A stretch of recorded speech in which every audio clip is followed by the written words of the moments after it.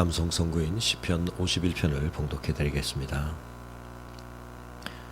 하나님이여, 주의 인자를 따라 내게 은혜를 베푸시며 주의 많은 긍휼을 따라 내 죄악을 지워주소서. 나의 죄악을 맑게 씻으시며 나의 죄를 깨끗이 제하소서. 물은 나는 내 죄가를 나오니 내 죄가 항상 내 앞에 있나이다. 내가 주께만 범죄하여 주의 목전에 악을 행하여 싸우니 주께서 말씀하실 때 의로우시다 하고 주께서 심판하실 때 순전하시다 하리이다. 내가 죄악 중에 출생하였으며 어머니가 죄 중에서 나를 잉태하였나이다. 보소서, 주께서는 중심이 진실함을 원하시오니 내게 지혜를 은밀히 가르치시리이다. 우슬초로 나를 정결하게 하소서. 내가 정하리이다. 나의 죄를 씻어주소서. 내가 눈보다 희리이다. 내게 즐겁고 기쁜 소리를 들려주시사 주께서 꺾으신 뼈들도 즐거워하게 하소서. 주의 얼굴을 내 죄에서 돌이키시고 내 모든 죄악을 지워주소서.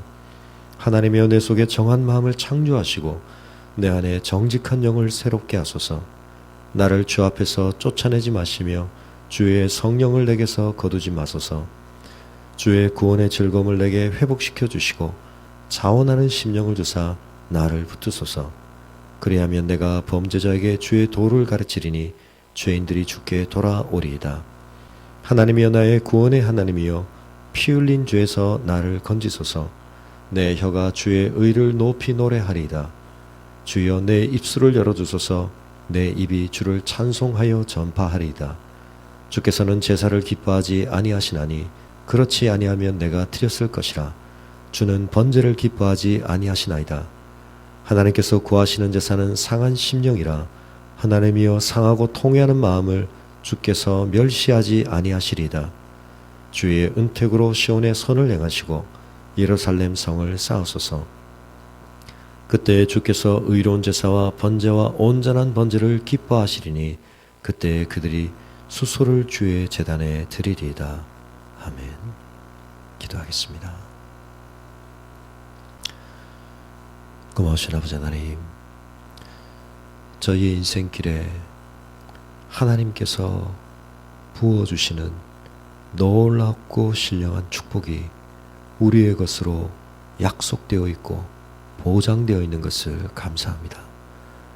아버지 하나님, 저희가 하나님 안에서 누려야 할 우리의 진정한 복을 온전히 사모함으로 그 복을 누리기에 합당한 상태에 머물기를 힘쓰게 하여 주시고 하나님의 은혜에 감동되고 감격한 마음으로 하나님 앞에 마땅히 저희가 드려야 할 순종과 삶의 감사의 제사를 저희가 온전히 드리는 자들 되게 하여 주시옵소서. 아버지 하나님, 그러나 저희의 삶에 하나님 앞에 너무나 부족하고 연약한 모습들이 많은 것을 고백합니다. 우리의 부족함이 드러날 때마다 또다시 그리스도의 십자가의 보혈의 공로를 의지하며 하나님 앞에 회개하며 다윗이 간구하였던 것처럼 우리 안에 정한 마음과 정직한 영을 새롭게 창조해달라고 하나님 앞에 간구하며 우리의 불의함을 하나님 앞에 고백하며 하나님의 사죄의 은총을 구하는 저희들 되게 하여 주시옵소서. 사단의 공격을 어디로부터 받을지 알 수 없는데 우리의 약점이 무엇인지, 우리의 취약한 모습들이 무엇인지 영적으로 분별하며 깨닫고 그것을 근신하며 지켜갈 수 있도록 도와주시고 오늘도 하나님의 말씀으로 우리를 다시 한번 무장시켜 주시며 우리의 연약함을 성령께서 능히 보호하여 주시기를 간절히 바라고 기도합니다. 아버지 하나님, 오늘도 우리에게 허락하신 삶을 통하여서 하나님을 영화롭게 하기를 원하오니 말씀으로 우리를 지혜롭게 하여 주시고 우리의 생각과 우리의 의지만으로 극복할 수 없는 오늘 우리가 직면하며 감당해야 할 시름들을 능히 감당하며 승리할 수 있도록 하나님 은혜로 충만케 하여 주시기를 원하오며 이 하루를 하나님의 보호하심과 인도하심의 은혜에 온전히 의탁하옵고 우리 주 예수 그리스도의 이름으로 기도합니다. 아멘. 함께 묵상하실 말씀은 민수기 25장 1절에서 18절까지 말씀입니다.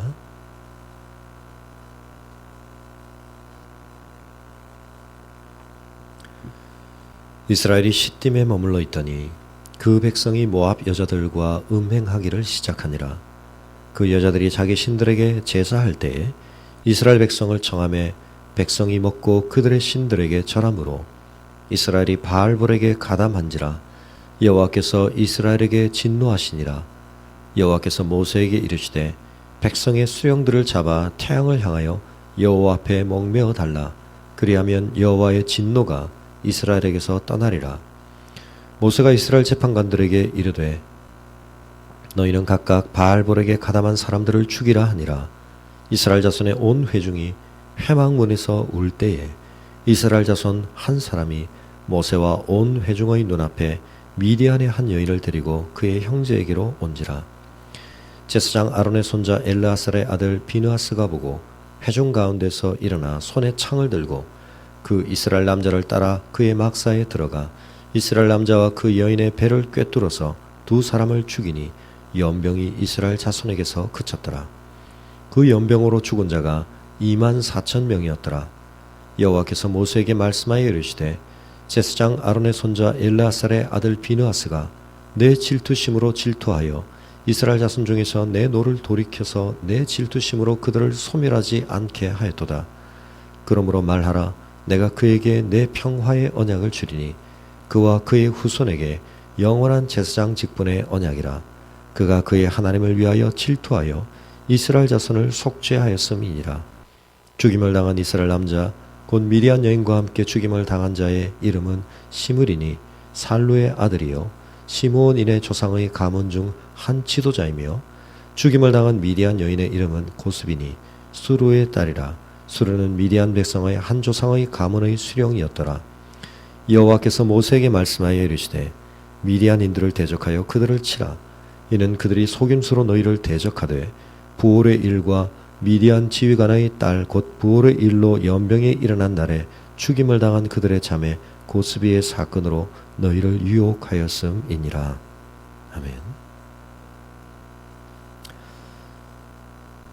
모압의 왕 발락이 발람을 통해 이스라엘을 저주하려고 했던 시도가 이스라엘에 대한 모압의 1차 공격으로 여겨볼 수 있다면 오늘 본문에서 소개되고 있는 이 이야기는 또 다른 형태로 이루어진 모압의 2차 공격이라고 볼 수 있겠습니다.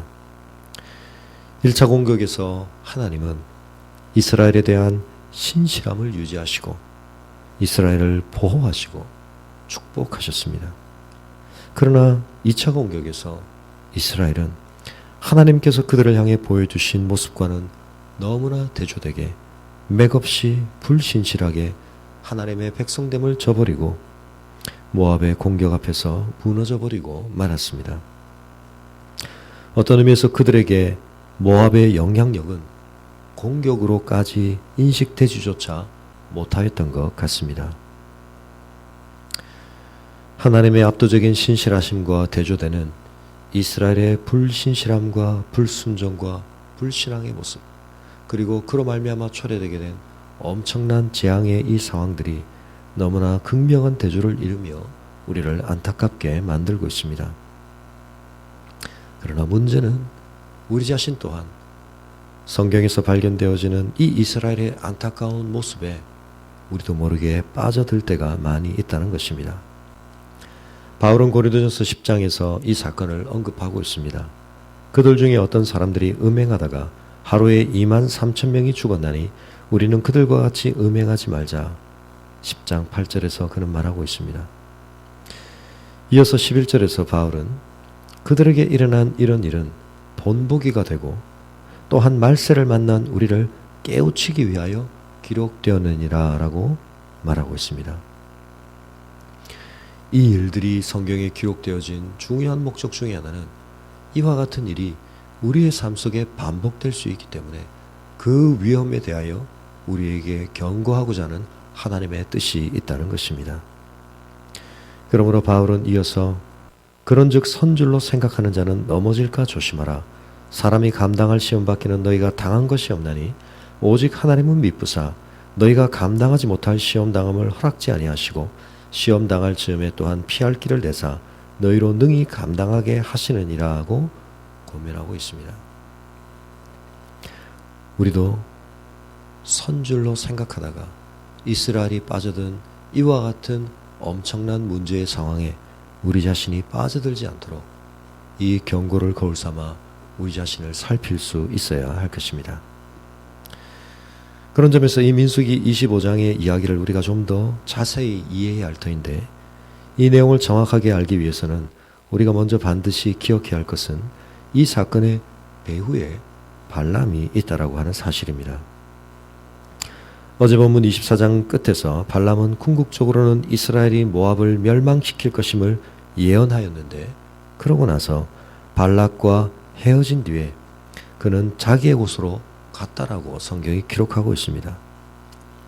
그 뒤에 발람의 행적에 대해서 구체적인 내용을 우리가 확인할 수는 없지만 31장 16절에 제공하는 정보를 통해서 이해해 볼 때에 아마도 발람은 자신에게 주어진 하나님의 모든 계시에도 불구하고 결국 모압을 위해 일하고 말았던 것 같습니다.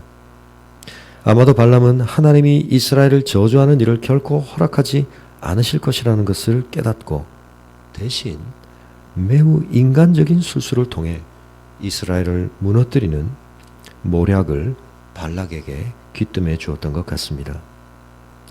그 내용은 다름 아니라 모압 여자들을 통해 이스라엘 남자들을 성적으로 유혹해서 결국은 그 이스라엘이 모압이 따르는 신들을 숭배하도록 만드는 것이었습니다.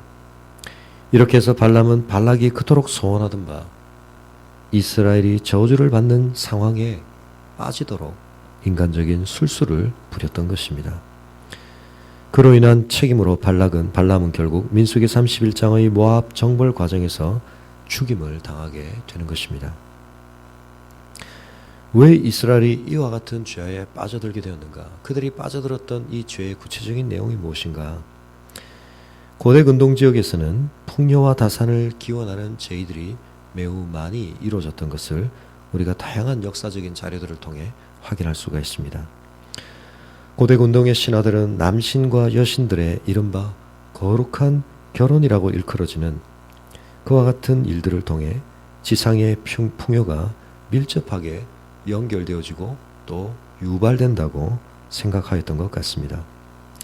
가나안 지역에서도 풍요의 신인 바알과 아낫 혹은 아세라가 배우자와의 관계를 가지며 신들의 성적인 결합이 지상에는 풍요와 번영을 가져다 준다고 그들은 믿었습니다. 우가렛 문헌에 따르면 신년 축제 때 신전에서 왕과 왕비가 신들의 역할을 극화한 의식을 행하기도 하였는데, 신전의 창기 제도를 통해서 일반인들도 이러한 성적인 제의에 참여할 수 있었다는 것입니다. 특별히 바알 신전에는 일종의 성직 계급으로 남성과 여성의 신전 창기가 있었고, 이들은 일반 예배자들을 대상으로 남신이나 여신의 역할을 하면서 풍요를 위한 제의의 일부로서 성관계 의식을 갖도록 하였던 것입니다. 그러므로 구약 성경의 여러 본문들 속에서 우리는 우상 숭배를 음행의 문제와 연결시켜서 단죄하였던 것이 단순히 영적인 의미를 말하는 유비로서뿐만 아니라 실제적으로 이 가나안 종교의 실제적인 음행과 성적으로 문란한 종교 풍습에 대하여 지적하고 있다는 것을 기억할 필요가 있습니다. 이스라엘 자손들은 모압 여인들과 더불어 음행하였고, 그것과 너무나 자연스럽게 연결되어 있는 우상에 절하고 우상을 섬기는 일들에 빠져 들어가게 되었던 것입니다. 우리가 죄에 빠지게 될 때 그 죄의 마지막 결말에 참혹한 상태, 그 심각한 지경에 우리가 처음부터 이르기를 의도하는 경우는 거의 없을 것입니다. 그러나 너무나 자연스러운 적법정을 가지고 우리의 약점을 너무나 잘 간파하고 있는 발람과도 같은 사단의 괴계가 우리의 삶에 찾아올 때 우리가 그것을 제대로 분간하지 못하고 그것과 접촉하며 그것에 발을 딛게 될 때에 우리는 점점 돌이킬 수 없는 깊은 수렁으로 빠져들어가게 되는 것입니다. 그리고 어느새 우리가 처음에는 도무지 이르리라고 예상할 수 없었던 심각한 악을 행하는 자리에 우리가 도달해 있게 되는 것입니다. 그런 점에서 오늘 우리의 삶에 이스라엘이 빠져들었던 이와 같은 자연스러운 문화적이고도 인간적인 접촉을 통해 그들의 삶에 찾아왔던 유혹의 씨앗들이 어떤 형태로 날아들고 있고 우리 안에 도사리고 있는지 자라가고 있는지 우리가 면밀히 살피며 말씀과 성령의 조명하심을 통해 우리가 그것을 발견하고 철저하게 제거하려고 하는 단호한 모습을 가져야 할 것입니다. 하나님은 이스라엘이 범한 이 죄에 대하여 진노하시고 그 문제를 다루시되 철저하고도 단호한 태도로 그 문제를 이스라엘의 백성들 가운데서 제거할 것을 요청하셨습니다. 이 일과 관련된 백성의 수령들을 공개 처형하도록 하심으로 공적으로 이 문제가 드러나게 하시고 그 문제의 심각성을 온 백성들이 전율하며 느낄 수밖에 없도록 하나님은 만드셨던 것입니다.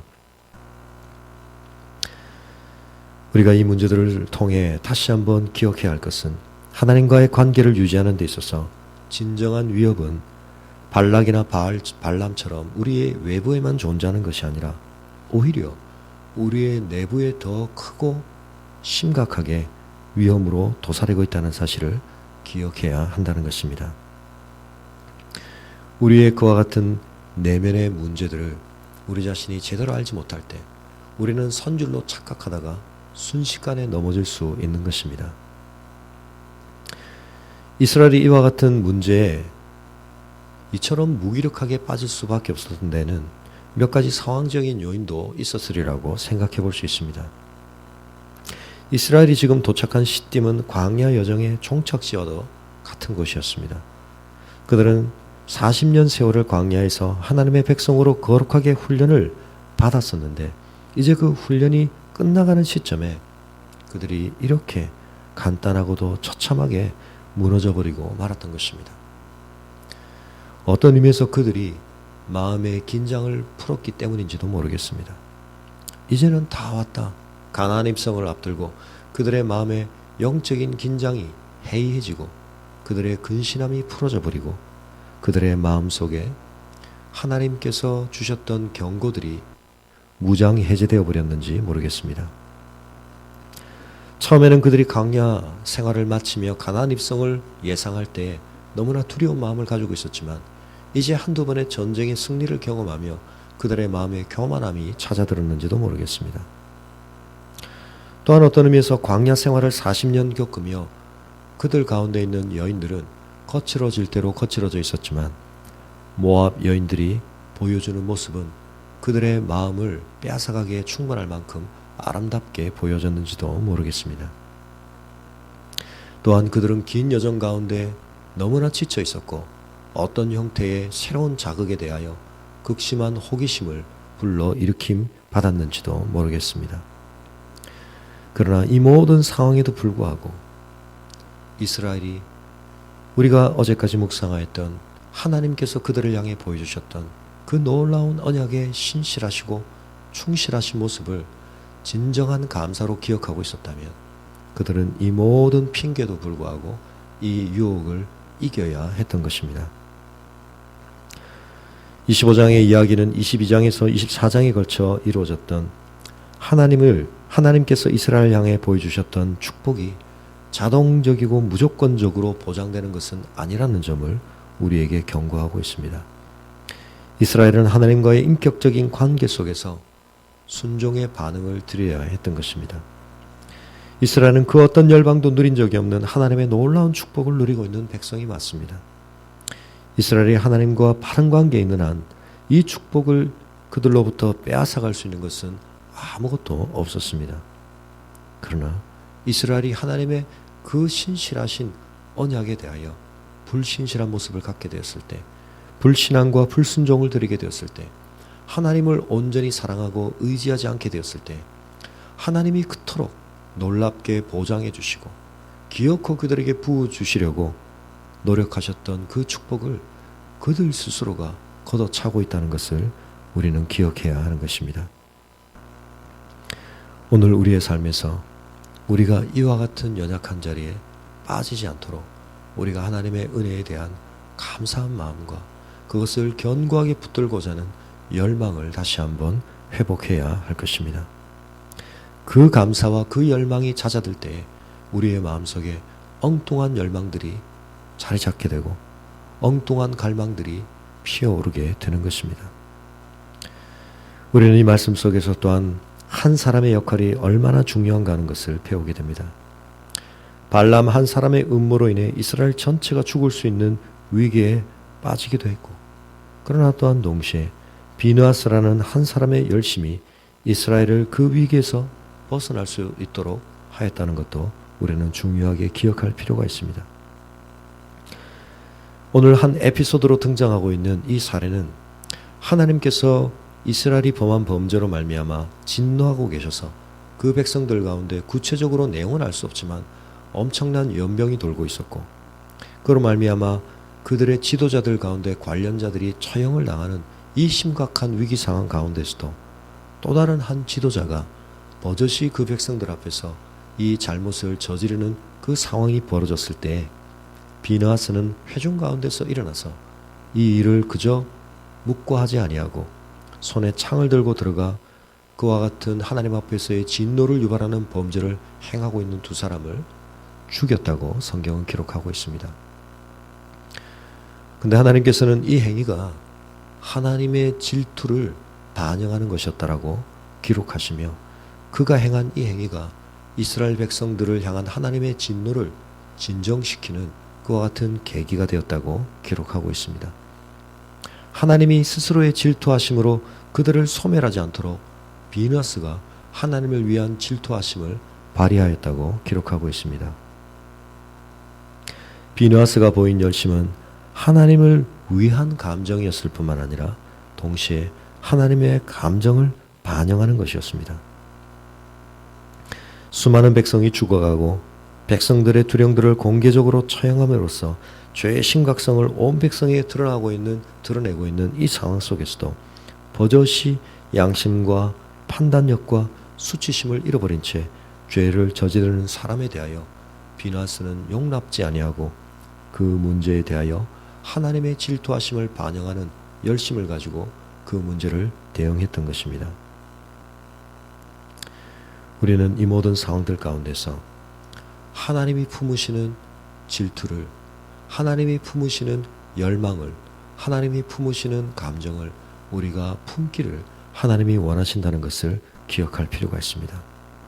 그런 한 사람이 있었을 때 그 한 사람으로 말미암아 놀라운 하나님의 회복의 역사가 새롭게 시작될 수 있었던 것입니다. 우리를 향해 가지신 하나님의 포기할 수 없으신 거룩한 열망, 우리가 죄로 인해 저급하고 타락한 존재가 되고 우리의 열망 속에 하나님 아닌 엉뚱한 것들이 자리 잡는 것을 슬퍼하시고 진노하시는 그 하나님의 거룩하신 열망을 우리가 우리 자신에 대하여 또한 우리의 지체들에 대하여 우리가 품을 수 있어야 할 것입니다. 하나님은 오늘도 그런 한 사람을 간절히 찾고 계십니다. 그러한 한 사람을 통하여 하나님은 오늘도 이 시대 속에 하나님의 거룩한 일을 행하시며 하나님의 진정한 뜻을 이루시는 새로운 구원의 물줄기를 여신다는 것을 우리는 기억해야 할 것입니다. 그리고 이 비느하스가 하나님의 언약으로 보장받았던 영원한 제사장직을 결국 예수 그리스도가 성취하셨다는 사실을 우리는 기억해야 할 것입니다.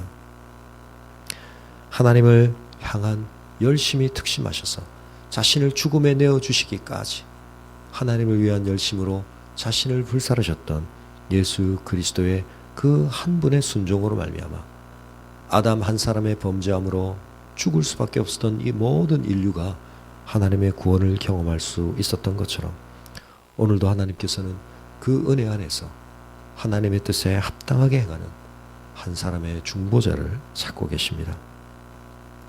오늘 우리 한 사람 한 사람이 바로 그와 같은 하나님의 제사장, 하나님의 중보자로 세워질 수 있기를 바랍니다.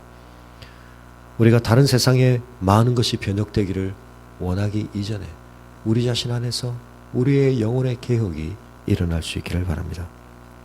하나님의 마음에 합한 자로서, 하나님의 열망을 품는 자로서, 하나님의 질투심을 품고 우리 자신과 세상을 바라볼 수 있는 우리가 될 수 있기를 바랍니다.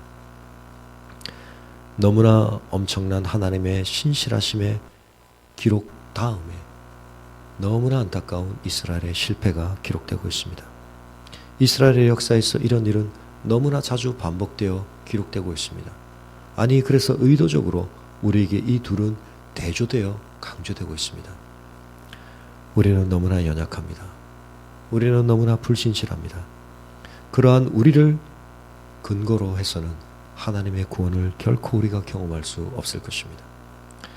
우리의 대제사장 되어주신 예수 그리스도의 그 피 흘리심을 오늘도 우리가 온전히 의뢰하며 우리의 불신실함을 하나님 앞에 회개하고 압도적인 하나님의 이 신실하심이 우리에게 그토록 간절히 허락해 주기를 원하시는 축복을 진정 우리의 것으로 받아 누리기 위해 이스라엘이 걸어갔던 이 길이 아니라 발람이 열어놓았던 이 길이 아니라 예수 그리스도께서 우리 앞에 열어놓으시고 스스로 앞서 걸어가신 그 길을 오늘도 행하기를 힘쓰므로 이스라엘이 경험하였던 이 비참한 저주가 아니라 하나님이 발람의 그리고 발락의 그 모든 시도에도 불구하고 끝끝내 이스라엘에게 주기를 원하셨던 그 축복들을 오늘 우리의 것으로 누리시는 주님의 귀한 백성들 되시기를 주의 이름으로 축원합니다.